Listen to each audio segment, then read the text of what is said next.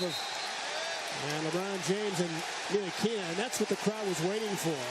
Oh, Cannon doing some mouthing. Right for the Cavaliers, you look at them, nobody seems to be upset. James throws it down. He may defend them the rest of the way. LeBron spins away from trouble. Takes a bump. LeBron James sizes up Porzingis.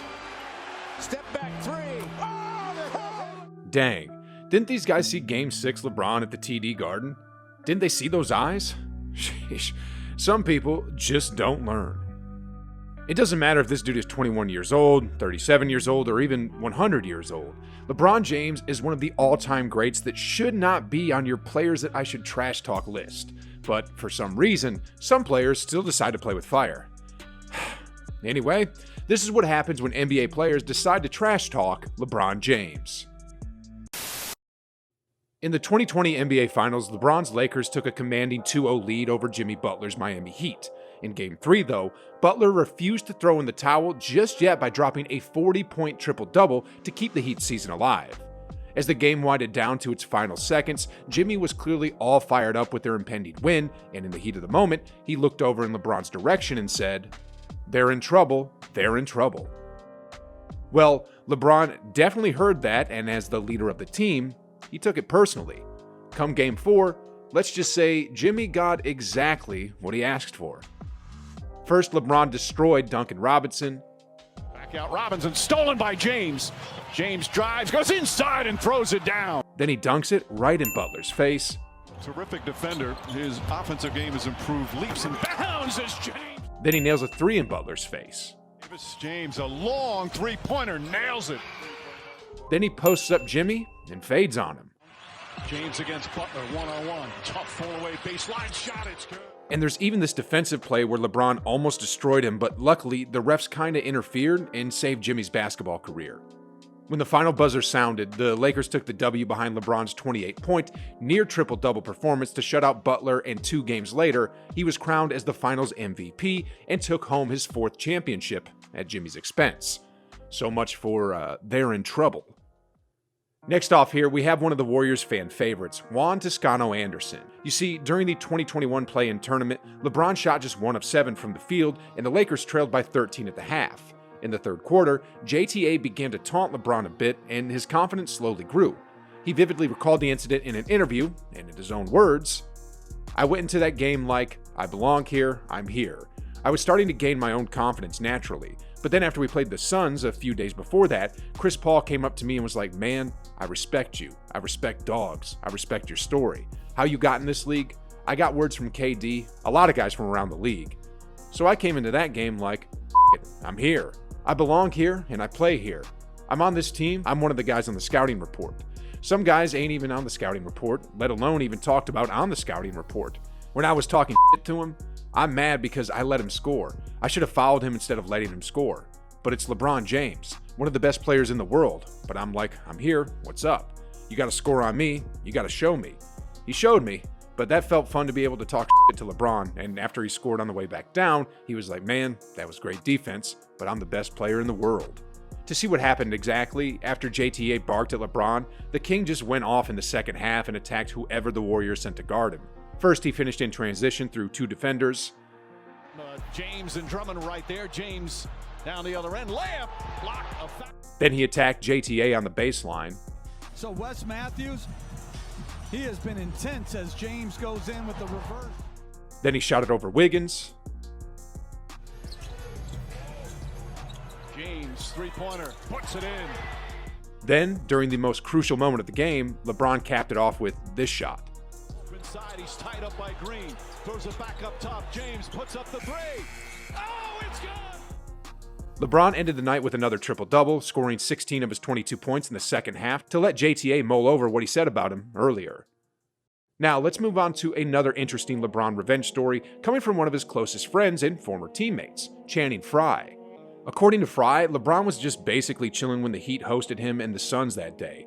But LeBron didn't stay silent because, well, something triggered the sleeping giant that day, and in his own words, I was in Phoenix and Bron in Miami. He was having a semi-quiet game.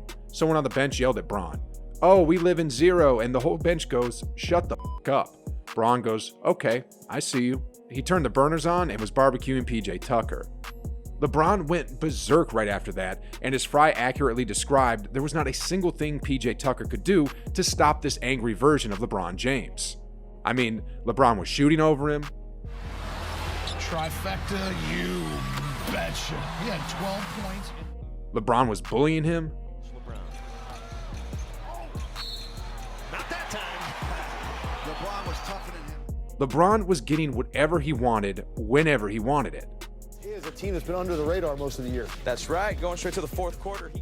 LeBron was so mad in this game that he didn't miss a single shot throughout the fourth, and for good measure, he single-handedly dropped 12 points in the final 4 minutes of the game to make a huge statement. And if you think that payback story against the Suns was impressive, wait until you hear this next one I have for you, because this one will blow your mind. This happened during LeBron's first game back in Cleveland after he signed with the Lakers. You can see right here that this guy here was mockingly clapping at LeBron's face when he missed that jumper to end the third. According to several reports, and even confirmed by LeBron, the clapping guy at the sidelines is an executive from the Cavs front office, and I think he's probably just a bit bitter about LeBron leaving. Bron took notice of this, and he shared his thoughts about the incident after the game. "I felt like he was just a little bit too excited about seeing me miss. He was really excited about me missing that shot. A little bit more extra than I would have liked. But he's got to root for his team, obviously, and he was. He showcased that. So I knew I had another quarter, and the fourth quarter is my favorite." See, LeBron already had 25 by the end of the third, but as LeBron just said, there's another quarter left in the game, and here's what happened in the fourth and final quarter. He was stealing it and dunking in transition. Heaves his way in. Well, it was, oh, look at this. LeBron with the steal all the way, LBJ. He was scoring it from the logo. Get the defender in the air. We've only got 3 to shoot. Logo 3 for LeBron. He was doing step-back threes. LeBron thinking about a 3. LeBron stepping back for a 3. Yes, sir! He was basically doing whatever he wanted to do on the court. We approach the 1-minute mark. Draws a double. Allen's out there. And LeBron. After the clapping incident, LeBron clapped back with a one-man rampage as he dropped 21 points in the fourth to finish with 46 points in the game. And I'm pretty sure the executive who clapped earlier stayed quiet for the rest of the night. Now, this trash talk tale I have for you might be familiar to some of you, but regardless, it's still one of those classic revenge stories that I gotta mention. Lance Stevenson has made many encounters with LeBron throughout his career, and he's been a perennial thorn in the side of the king with his unusual antics. During their semifinals matchup in the 2014 playoffs, here's what Lance said when LeBron had some harsh words for him. "To me, it's a sign of weakness, because he never used to say anything to me. I always used to be the one that would say, 'I'm gonna get under you. I'm gonna do something to get you mad.' And now he's trying to do it to me, so I feel like it's a weakness. I feel like I'm doing something right and I'm getting under his skin, but I definitely gotta keep stepping up to the plate and be more aggressive when he does that." LeBron apparently heard Lance's statement, and when Game 4 arrived, LBJ went down to business right away and just dominated the game right from the get-go. James on the attack to the rim and a foul. Gets a running start. Leans, fires, hits the 3. LeBron James. On 5 for 7 from the field in the third quarter, and the Heat outscore the Pacers 31. The King was simply unstoppable against the Pacers as he dropped 32 points along with 10 rebounds and 5 assists to steal the win and to grab a 3-1 series advantage. Though Stevenson initially said he had no regrets about talking smack to LeBron, his tune slightly changed after LeBron's performance in Game 4, and here's what he had to say. "I think this stuff bothered us a little bit. It's part of the game. I think I said some things that shouldn't have been said. We just gotta play basketball and stop worrying about all the other stuff." Oh, Lance. Anyway, guys, on to a slightly different topic here. Do you know someone else that players should have never trash-talked? Kobe Bean Bryant. You can watch the video right here. And if you thought these LeBron stories were horrific, wait until you see what Kobe did to people who trash-talk him. And let me warn you guys, it's not pretty at all. Anyway, just click the video, guys, and like always, I'll be on the other side.